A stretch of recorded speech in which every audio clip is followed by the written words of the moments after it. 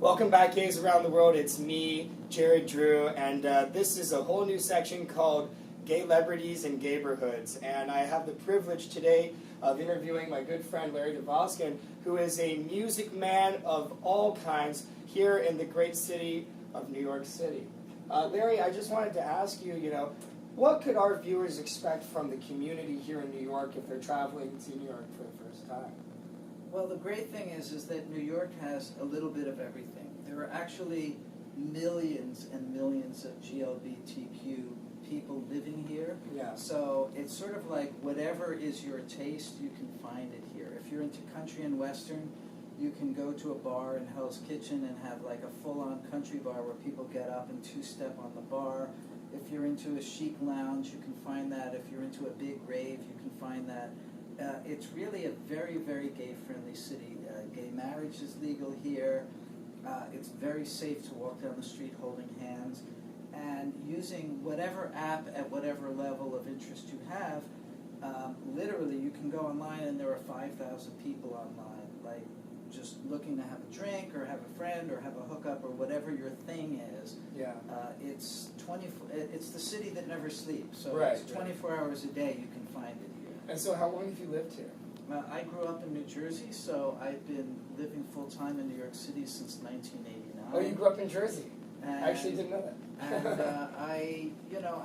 I went through the AIDS crisis, which was a catastrophe, but I remember the very early days of ACT UP at the Gay and Lesbian Center where people were angry and they were marching down Fifth Avenue and all laying down and pretending they were dead in front of St. Patrick's Cathedral because the Catholic Church was blocking patients in St. Vincent's Hospital from getting treatment. And then I've also seen gay culture here blossom, and it's also a college town. You have Columbia University, you have City College. That's a very good point, NYU. actually. Yeah, that's so true. So you have a very youthful population coming here, and the Gay, Lesbian Alumni Association and student associations, for instance, at New York University, is very strong, and they have all kinds of events and brunches and going to Broadway shows. There's just tons of stuff that isn't just drag queen related or sex related or party related. There's everything at every level happening here. And there's a very vibrant art scene as well, for specifically almost like a gay art scene. I have a friend, Paul Wong, in Vancouver, who was just telling me about that today. Yeah, and pretty much throughout New York City, it's one of the most gay-friendly cities. When I have to tell you something that's historic, and I'm sort of tipping the ice, but it's a story that hasn't been told, is that Hillary Clinton made history, GLBT history, in 2000 when she was still First Lady. She marched in the Gay and Lesbian Pride Parade on June 26, 2000, and I've been on stages around the world. I opened for Queen. I've been in front of 90,000 people. I have never heard people cheer so loud. The validation of having the First Lady of the United States marching in a gay pride parade 17 years ago was something that was extraordinary, and there was no political capital to be gained from it. She was leaving the White House. They were on their way out. She just did it because it was the right thing to do. And when we marched past the Stonewall Bar, I swear that goosebump feeling you have, I had it from the top of my head down to my feet, and I thought, wow. I am witnessing a moment of history. We also have the Stonewall Bar. I mean, that's where the birthplace of the worldwide gay civil rights movement happened, when people fought back. Yeah. And now it's kind of a watering hole. I wouldn't necessarily say it's the best. People go out to Midtown, they go to the Ritz, they go to industry, they go to therapy. There's all kinds of places for people to go that have every different age group. I mean, if you like a piano bar, there's Marie's Crisis. I heard about that one today, actually. Yeah. And you just get, it's very casual. It's not like a cruise bar. You get there, you just hang out with people, sing songs. If you're a younger man and you like the company of more elderly men, there's the Townhouse on the Upper East Side, which is very swanky. And literally, I couldn't go in there with a baseball hat. I'd have to take my hat off. I can't go in there in torn shirts. Like you have to actually dress up to go to the Townhouse. And they also have a piano bar, and it's it's where more mature men go, and also younger men who like more mature men. So you have everything here, and that's what's so amazing. And that can also be a negative too, because too much of a good thing, as Mae West said, is wonderful. Right. But it's like a rabbit hole. You can fall in it and not get out. If you want to party, and partying is your thing, there's no off switch. So Right. what I've learned to do, having survived New York for so long, is just be my own off switch. I go out, have a few drinks, I go home early, and then I get stuff done the next day. If I stay out all night, I mean, this is just me personally, I'm not as productive as I would like to be the following day. And let me ask you, so how could somebody have a Larry Dvoskin sighting here in New York? Where might somebody, you're so popular here, you're so well known throughout the world, but especially in the gay community here in New York, I think that you could say people definitely know who you are and that you've always been such a strong supporter and activist for your own community. But if I wanted to have a Larry Dvoskin sighting, where might I bump into you? Well, you might bump into me at a Marianne Williamson lecture, the famous author who is an inspirational speaker.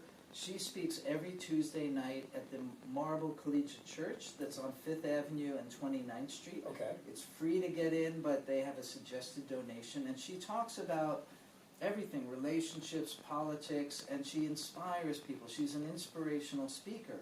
So I'll go on Tuesday nights, not because I'm going to a church, but because I'm going to a group of like-minded people who want the world to be better and want to do something about it. You'll also run into me at Emilio's Balato, which is at 55 East Houston Street. It's this great Italian restaurant where I could go in dressed in a sport jacket, you can go in and cut off jeans, they don't care, the food is great. Yeah. And you can also, quite honestly, reach me at todayisthefuture@gmail.com. That's actually a really great email address. todayisthefuture@gmail.com. That's a hard one to forget. I have to tell you, I've lived and survived a health scare recently where I had a surgery. I went through the AIDS crisis somehow miraculously unhealthy. And, so my life right now is really about giving back. So people call me who are musicians and they need a music producer. People call me and they just say, can you listen to my songs? Or people call and just say, I want advice, how do I get started? And it's really my job to share the wisdom and experience that I've had. And I get fueled by that. So you're happy to give back, but do you ever worry that you're going to receive too much inquiry, that you're not going to be able to keep up with the demand? Because I'm telling you, for some of you musicians out there, singers, dancers, or what have you, it's true. If Larry has I think if you had the time, you'd like to get back to everybody. But I mean, the thing is I try to, like they say, the squeaky wheel gets the oil. People will email me that are like dear friends that I'm working with, and I'll just be like sort of ADD and forget about it because something else happens. And the smart people know, just try back the next week. So. Right. If you try to reach me and I'm not available, try the next week or the next week. And what I try to do when I want to reach out and meet people who might be helpful to me in some way is I look at what I can give as opposed to what I can get. So I'll sometimes, with a business person, let's say, have tickets to a Broadway show, and instead of saying, hey, I want a deal or I want to work with you, I'll say, hey, I've got tickets to Hello Dolly. Are you free this night? Do you want to go to a show? Or I'm, for instance, going, and I'll just be quite honest with you, I'm going to one of the major internet music sites, and I met the guy last week, and I'm not going there to try to get a deal or to get a job. I'm going there to jam with him in the studio. And once we start playing music, very naturally and organically, we're going to have this friendship, and I know before long he's going to be saying to me, like, Larry, can't you come and help me at my company? We're a $1 billion company, and we need people like you around. Yeah, and so if somebody'd like to sample your music, like to see your music, they can go on YouTube and they can search for your latest album. I think was Life is Strange. Is that correct? I have an album called Life is Strange. It's on iTunes. It's on Amazon On Demand. My name Larry Dvoskin. It's D like David, V like Victor, Oskin. I'm the only Larry Dvoskin on Facebook out of 1 billion people, so thank God there's no double ganger, because one is enough to handle. Right. And, you've been an inspiration to me, because I see how many people follow you. Thank you so much.